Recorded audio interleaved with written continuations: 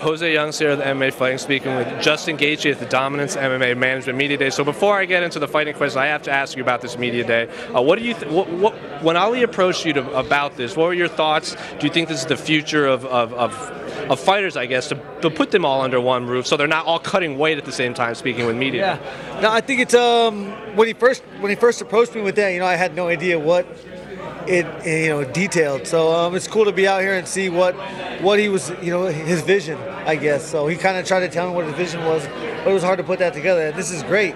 We get to see you guys get some exposure, and it's a free trip. We're staying in Beverly Hills at the Peninsula, so I think that's one of the nicest places in Beverly Hills. I've never stayed at a hotel that nice. Can't afford it, couldn't afford it. Hopefully I'll be able to afford it soon, but I'm having fun, man. And speaking of your actual fighting career, you've obviously said you want to fight for the title. That's your goal. You want to fight the winner of Khabib versus Tony Ferguson, or possibly skip the line and fight Khabib. You've also thrown Conor McGregor out there. You said maybe Nate Diaz versus Jorge Masvidal. In your mind, do you have a timeline that you're looking for to get an actual definitive answer? Because like you said, if you have to wait for Khabib Tony, you might not have to wait till September. Conor, you never know. Nate, Jorge are fighting in November. What is your timeline of getting an answer?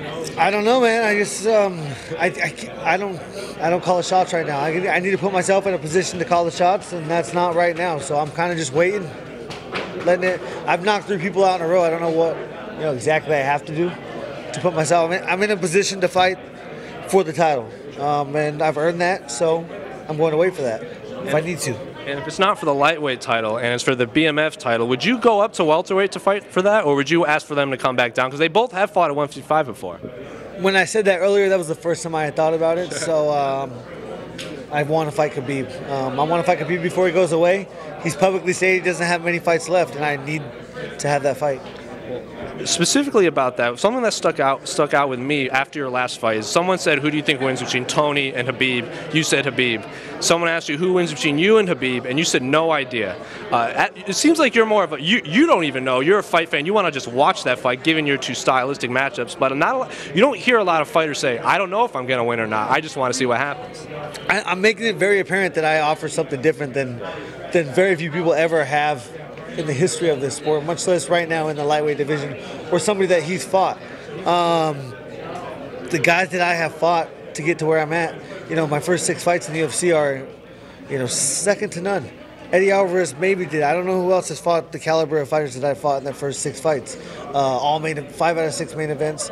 So, like I said, 3 in a row, 3 huge knockouts, first round knockouts in a row. I want to fight Khabib. Is it just, would it matter if it was for the belt, or is it just Khabib? Just Khabib, yeah. So is your end? He's undefeated.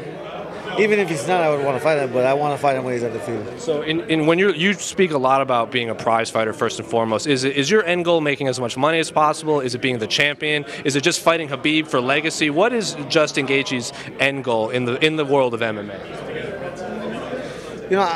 I wouldn't be willing to sacrifice the things that I am sacrificing if I wasn't going to create something monetarily for me in the future. And so that's ultimately my goal, is to make as much money through fighting, not necessarily fighting, but this is a very important time for us guys in my position right now to build a platform and to have a platform ready to go and ready to jump off whenever we're done with fighting. Because ultimately fighting, or the money that you're going to make from fighting, isn't going to, no matter how successful you are, it's not going to, take you forever.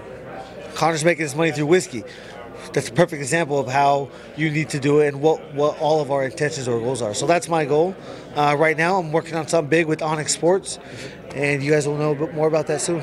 Well, jumping back to Khabib, you said you would fight him even if he wasn't undefeated. Say Tony Ferguson does beat Khabib, and then Tony calls out Conor, and then they come to you first. You can fight for the title. You could fight Khabib. Is it title over Khabib if he loses to Tony Ferguson? That's a crazy scenario. So if that was to happen, I would fight Khabib, absolutely. And then one final question. We've kind of been speaking at me and my cameraman. If we locked all of these fighters in a room, including Mike Tyson, and had them fought, who wins? Yeah, that's a tough question, because I'm sure a lot of people die, and we'll all probably TBIs for the rest of our life. So, not a good idea. Well, thank you so much. Who's paying for this? How much is on the line? All the media will chip in. We can't pay enough. Yeah, right. Well, thank you so much, and good luck with whatever's coming. Appreciate you.